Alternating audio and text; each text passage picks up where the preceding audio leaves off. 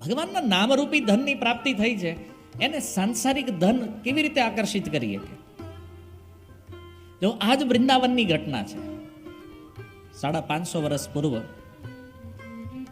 ભગવાનના એક મહાન શુદ્ધ ભક્ત શૈલ સનાતન ગોસ્વામી આ વૃંદાવનમાં ભજન કરતા હતા.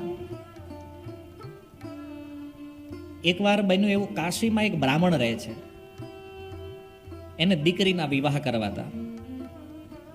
તો એણે કાશી વિશ્વનાથની તપસ્યા કરી અને ભગવાન શિવને પ્રગટ કર્યા. ભગવાન શિવ પ્રગટ થયા તો એણે કીધું કે મારે દીકરીના વિવાહ કરવા છે, થોડું ધન જોઈએ છે. શિવજી કે જો કોઈ કૃપા કેવી રીતે કરે છે. અચ્છા, શિવજી એ રાવણને લંકા આપી દીધા અને થોડા એવા પૈસા ન આપીએ કે શિવજી? પણ શિવજીનો કૃપા કરવાનો ભાવ કેવો છે જોવો તમે. શિવજીએ કીધું એક કામ કર ને, વૃંદાવનમાં મારો એક મિત્ર છે, એનું નામ સનાતન ગોસ્વામી છે, યમુનાના તટે ભજન કરે છે, એની પાસે પારસમણી છે, મારું નામ આપજે, આપી દેશે. કાશીથી યાત્રા કરતા કરતા બ્રાહ્મણ વૃંદાવન આવે છે. વૃંદાવનની અંદર એને પૂછ્યું લોકોને, ભાઈ સનાતન ગોસ્વામી ક્યાં રહે છે? અત્યારે તમે પરિક્રમા માર્ગમાં જશો તો મંદિર આજે વિદ્યમાન છે, મદન મોહન મંદિર. એની ઠીક પાછળ એમની ભજન કુટીર છે, સમાધિ છે. એડ્રેસ મળ્યું, એ ટીલા ઉપર ભજન કરતા હતા. ત્યાં આવ્યા અને ઝૂંપડી જોઈ. એકવાર તો અવિશ્વાસ થઈ ગયો કે આવું ઝૂંપડીમાં રહેવા વાળા વ્યક્તિ પાસે, એને તો એમ કે પારસમણી છે તો કંઈક મહેલમાં રહેતો હશે વ્યક્તિ, એટલો મોટો હોય. પારસમણી જેની પાસે હોય કઈ ઝૂંપડીમાં રહે? પણ એને વિશ્વાસ, શ્રદ્ધા હતી કે ભાઈ શિવજી તો ખોટું બોલે નહીં ક્યારેય. આવીને પૂછ્યું, સનાતન ગોસ્વામી? એને કીધું, હા હું છું, બોલો. ભગવાન શિવે મોકલ્યો છે પારસમણી લેવા માટે. અચ્છા. સનાતન ગોસ્વામી કે પારસમણી, થોડું વિચાર કર્યો થોડું. પારસમણી કે હા, કાલે તો જોયો તો કંઈક ખૂણામાં જો આ કચરો પડ્યો ને એમાં કંઈક પડ્યો હશે, જોયું. વિચાર કરો. એટલે બ્રાહ્મણને બિચારાને આશ્ચર્ય થયું કે આ પારસમણી જેવી વસ્તુ કોઈ કચરામાં કેવી રીતે રાખી શકે? આપણે એકાદ નોટનું બંડલ ઘરે છૂટું નથી મૂકતા, પારસમણી કચરામાં. સનાતન ગોસ્વામીએ કીધું, જોઈ લો, અહીંયા જોયું કચરામાં પારસમણી મળી ગયો. અને કીધું, મળી ગયો? હા, હવે નીકળો. અને પારસમણી મળ્યો. બ્રાહ્મણ પ્રસન્ન યમુનાજીના તટમાં ચાલતા હતા. પણ જો વૃંદાવન વૃંદાવન છે ને, હવે ધામની કૃપા સમજી લ્યો. બ્રાહ્મણ છે તો બુદ્ધિમાન તો છે.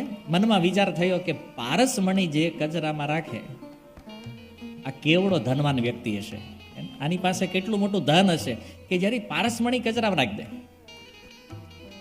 તમે કોઈના ઘરે જાઓ અને આમ નોટોના બંડલ પડ્યા હોય ટીપાઈ ઉપર ને સોફા ઉપર ને, ઘરમાં જ્યાં જોવો ને 500-500ની નોટના બંડલ હોય, તો તમને એમ થાય ને કે ભાઈ પૈસા કેટલા છે કે આમ રખડતા.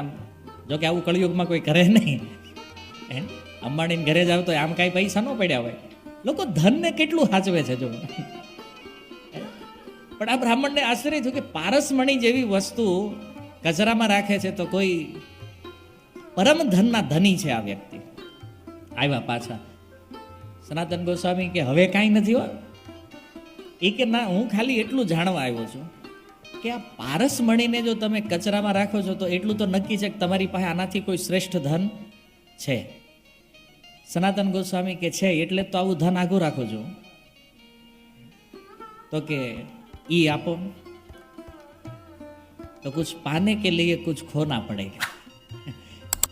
ઈ જોતું છે તો આને ફેંકવું પડશે. કેમ? કારણ કે તું પારસમણી પાછો મૂકીશ, કાલ કોક બીજો આવશે લેવા અને મારું ભજન ડિસ્ટર્બ થાય. એ કે આને યમુનાજીમાં નાખતો હોય. અને એ બ્રાહ્મણ તો હવે તો વિશ્વાસ આવ્યો, કારણ કે પારસમણી ખાલી શિવજીના નામે આપી દીધો હોય, કાંઈ લેટર નહોતો આપ્યો શિવજીએ કોઈ સાઇન કરીને કે ભાઈ આ પત્ર આપજો. તો શિવજીએ મોકલ્યો એટલું કીધું, પારસમણી આપી દીધો. કેટલો વિશ્વાસ આવી ગયો છે ને સનાતન ગોસ્વામી ઉપર. અને આમાંય તે ભરોસો કરવા લાયક તો આ જગતમાં કેવલ ભક્તો જ છે.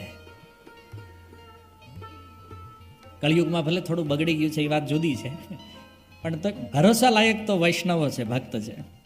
હવે પાક્કો વિશ્વાસ થઈ ગયો એટલે એ તો ગયા યમુનાજીમાં અને પ્રાઇવેટ બોટ કરી,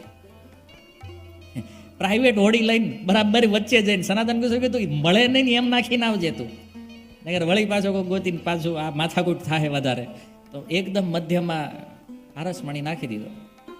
અને પછી જ્યારે એ બ્રાહ્મણ આવ્યા ઉત્સાહમાં કે પરમ ધન પ્રાપ્ત થવાનું છે, સનાતન ગોસ્વામીએ માળા આપી દીધી, હાલે ભજન કર, હરિનામ સૌથી પરમ ધન છે.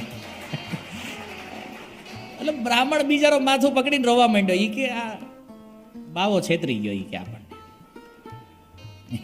આની ઉપર ભરોસો કરવા જેવો નતો, પણ આ કર્યો ને હવે પારસમણી એવી જગ્યાએ નાખીને આવ્યો છું, ફરીને મળે એમય નથી. અને આણે માળા પકડાવી, બિચારો રડવા માંડ્યો, મારી દીકરીના વિવાહ શું થાય.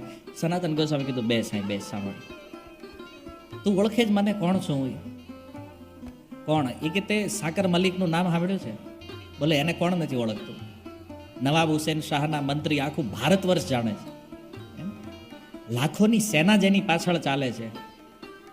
ક્યાં છે હમણાં? બોલે હમણાંથી નથી દેખાતા, કે ગાયબ છે. બોલે એ સાકર મલિક જે છે ને એ જ હું છું, સનાતન ગોસ્વામી. અને આશ્ચર્ય તમે, હવે એ જમાનામાં એ લાખોમાં એનો પગાર હતો, આટલું મોટું ધન, આટલું ઐશ્વર્ય, મતલબ આખા ભારત વર્ષમાં રાજા પછીની જે પોઝિશન હતી ને એ હતી સનાતન ગોસ્વામીની. આચાર્યો કહે છે કે હોડીઓ ભરાઈને એટલું સોનું હતું એ જમાનામાં, 550 વર્ષ પહેલા. અને આ બધું છોડી અને અહીં વૃંદાવનમાં ભજન કરે છે. બ્રાહ્મણને જ્યારે એટલું કીધું ને કે સાકર મલિક હું છું, બ્રાહ્મણને ઉપદેશ ન આપવો પડ્યો, સમજાઈ ગયો કે જેણે આટલું ઐશ્વર્ય અને પારસમણી જેવા ધનને છોડી અને જેણે હરિનામને પકડ્યું હોય તો વિચાર કરો ભગવાનના નામની વેલ્યુ કેટલી છે. એટલે મીરાએ કીધું પાયોજી મેને રામ રતન ધન. આ અસલી ધન છે હરિનામ, જેના માટે આખા ભારત વર્ષનું શાસન જેણે ત્યાગ કરી દીધું છે, જેના માટે એ મંત્રી પ્રધાનમંત્રીના પદોનો ત્યાગ કર્યો છે, જેના માટે પારસમણી જેવા મણી આપણે તો જોયો નથી, વાતો સાંભળીને મજા કરીએ ખાલી. આ પારસમણી જેની પાસે હતો ને એને બધું છોડીને ભગવાનનું નામ પકડ્યું છે. હું નથી માનતો કે આનાથી મોટી હરિનામની મહિમા માટે બીજી કોઈ કથા હોય કે સમજવા માટે વેલ્યુ શું છે નામની. પણ આપણે હરિનામમાં જો રુચિ લાવવી હોય ને તો જ્યારે પણ માળા કરવા બેહો ને એકવાર સનાતન ગોસ્વામીના પ્રસંગને યાદ કરી લેજો કે આપણે જે નામ લેવા જઈ રહ્યા છીએ એ પારસમણી કરતા પણ વધારે કિંમતી છે. પછી મન ન લાગે તો કહેજો.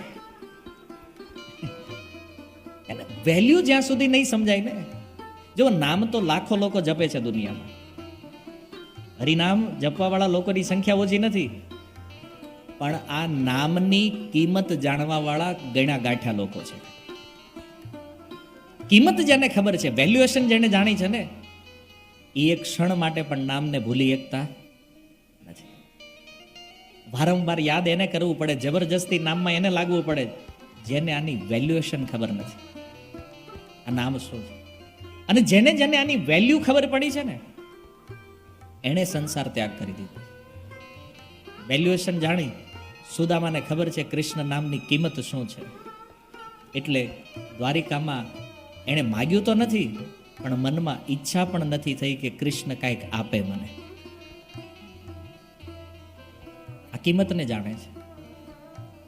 એટલા માટે સુખદેવજી કહે છે કે આ ભક્તિ યોગ જે છે, ભલે કામનાઓ હોય તોય ભજન કરો. શું કામ?